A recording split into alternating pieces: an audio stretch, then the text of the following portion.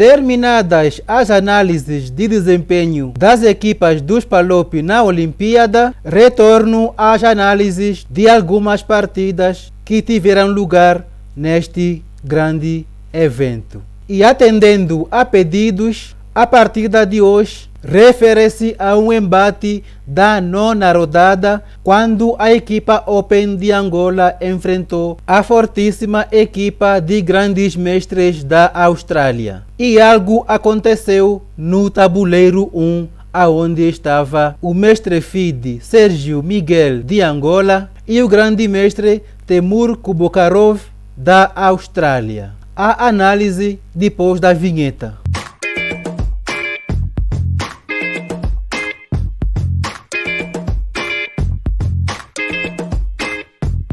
De brancas, Sérgio Miguel, que abre com E4, Temur responde com a siciliana. Após o cavalo F3, cavalo C6, Sérgio abre a siciliana e assim vieram as primeiras trocas. C por D4, cavalo por D4.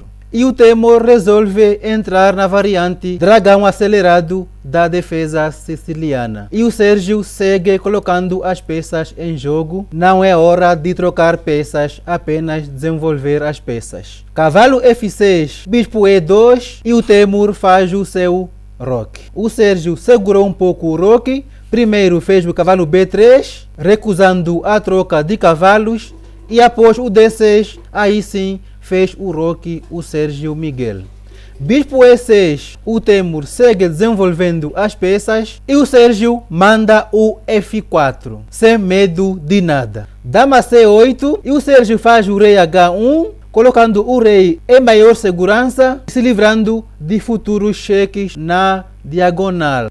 E o Temur centraliza a torre. E após o bispo F3, estamos chegando no momento da partida após este D5. O Sérgio captura em D5 com o cavalo, ao que o Temur retoma de cavalo sem medo deste garfo, uma vez que o peão está cravado. Se aproveitando deste tema, o Temur resolve recuperar o peão em grande estilo com este cavalo B4, que além de sair do tema do garfo, mantendo o peão cravado, ele mantém uma enorme quantidade de ameaças de peões. Tem o peão de B caindo, o peão de C caindo, além, claro, deste peão que ele vai poder recuperar.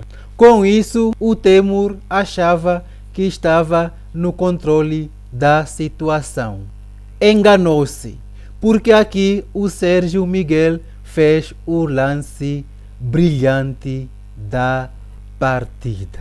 Esta eu vou te desafiar. Encontre o lance brilhante de Sérgio Miguel. Vou dar 3, 2, 1. O Sérgio Miguel encontrou este D por E6, simplesmente sacrificando a dama. Quem teria a coragem de fazer este sacrifício diante de um grande mestre? Poucos teriam. E o que foi que o bot do chess.com achou deste lance? D por E6 é brilhante. Esse é o tipo de lance que um campeão faz. Por outras palavras, o bot está chamando Sérgio Miguel de campeão. E com razão. Bom, o GM não tem outra opção senão aceitar o sacrifício. É por F7 intermediário e agora sim o Sérgio retoma a peça, saindo da variante com torre e bispo pela dama. E agora, como seguir? O que é que o Sérgio terá visto para fazer aquele sacrifício de dama? No momento, não parece haver compensação, mas o Sérgio ganha mais um peão com ataque na torre, não dando tempo deste bispo cair. O GM defende a torre em F8. E vocês devem estar se perguntando, não daria para trazer a torre para esta coluna, visando manter dois bispos atacados? Na verdade, este bispo não estaria atacado, uma vez que a torre não deveria abandonar esta oitava fileira por conta desta entrada. Então o GM fez o melhor lance, trazendo a torre para esta coluna, dando tempo para Sérgio Miguel defender o seu bispo e ainda com ganho de tempo no cavalo que resolve ganhar este peão. Porém, o Sérgio vai ganhar uma peça forçado. Começando com este ataque do bispo à dama, e após o GM defender a dama, tem o bispo C4 que ameaça este cavalo que não tem casas. O cavalo está trancado. O GM fez o A5, o melhor lance, visando dar uma casa de ancoragem ao cavalo, e após o bispo D3 vai cair este cavalo. E agora o Sérgio Miguel está com 2 torres pela dama e 2 peças pela torre. Vantagem determinante para Sérgio Miguel. Mesmo sobrando este A4, que aparentemente recupera uma peça, sobra este bispo por E7 com ataque na torre, que não tem casas nem na fileira e nem na coluna, porque se captura este peão, perde a dama. Então acabou sendo uma troca de peças, aonde o GM ganha 2 peças pela torre. E agora temos 2 torres pela dama. Continua ainda em vantagem o Sérgio Miguel. Dama C4 e o Sérgio faz o F5, visando expor esse rei. Trocaram os peões, veio H5 e aqui o Sérgio resolve tudo nesta ala da dama e assim vai eliminar a chance do GM ter algum peão passado. Veio torre F3, já ameaçando trazer a torre para ganhar este bispo. Então o GM já antecipa a defesa. Então o Sérgio vai mudar de plano. Primeiro, dá uma casa ao rei para evitar futuros temas de mate do corredor, assim liberando a torre para sair desta primeira fileira. Dama E2 é o lance do GM e o Sérgio dobra as torres nesta coluna. E o GM continua parado porque não tem lances, o que é bom porque dá a chance do Sérgio armar o seu plano. Torre F4, o GM continua parado. B4, dama A6, o GM continua dominado sem lances, até o torre B1, em que faz um lance diferente. Rei G6. Embora arriscado, colocando o rei alinhado com a dama, mas no momento sem nenhum perigo, seguiu B5 atacando a dama, que vai para A2 atacando a torre, e aqui mais um momento da partida.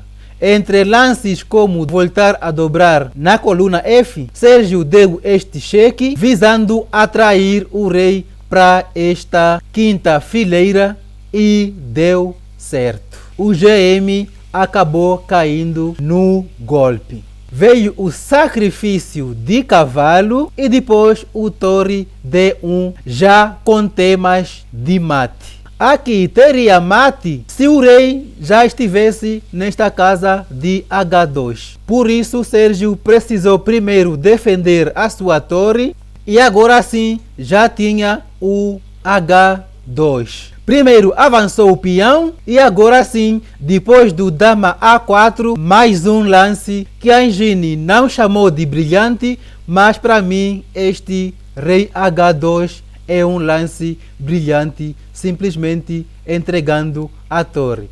Mas é claro, a torre não está caindo porque tem aqui uma ameaça de checkmate em apenas um lance. Mas tudo bem. Como evitar então este checkmate em 1? Cravando o peão, a dama não pode abandonar esta fileira porque o mate agora será de torre. Ou seja, o checkmate é inevitável. Tanto é que o melhor lance para as pretas seria entregar a dama para poder atrasar a sequência de mate, o que é sinônimo de abandono. E foi isso que o grande mestre da Austrália fez após este rei H2. Abandonou a partida. Que história! Sérgio Miguel é nome dele e o seu título ainda é FM, Mestre FIDE. E com este desempenho do Sérgio Miguel, ele fez uma norma de mestre internacional nesta Olimpíada. Esta foi então a análise da partida da 9ª ronda, quando Sérgio Miguel fez história batendo o segundo grande mestre nesta Olimpíada, que será inesquecível não só para Sérgio Miguel, mas para todos nós que torcemos por ele. Que venha o título de mestre internacional e, quiçá, o de grande mestre. E o que a Engine nos diz sobre a performance dos dois jogadores? A Engine deu a nota 95.5 para o mestre Sérgio Miguel. Já para o GM, que ficou sem chances após o brilhante sacrifício de dama, ficou em pior posição, tendo feito apenas 84% de precisão. No vídeo de hoje, contei a história de uma história que foi feita em Budapeste. Sérgio Miguel vencendo mais um grande mestre. Se você curtiu o vídeo, não saia sem deixar a sua curtida e compartilhar para seus contactos. Até o próximo vídeo!